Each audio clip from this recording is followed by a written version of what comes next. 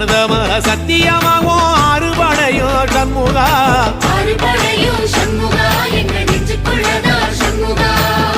தங்கரதம் ஏறி வந்து நீ எட்டி பாறையா சண்முகா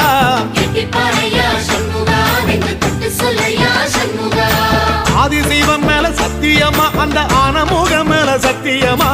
ஆறுமுகம் மேல சத்தியமா அந்த ஞான பழம் மேல சத்தியமா மொத்த மனசுல மொத்த நரப்புல கூடியிருக்கிற சண்முகா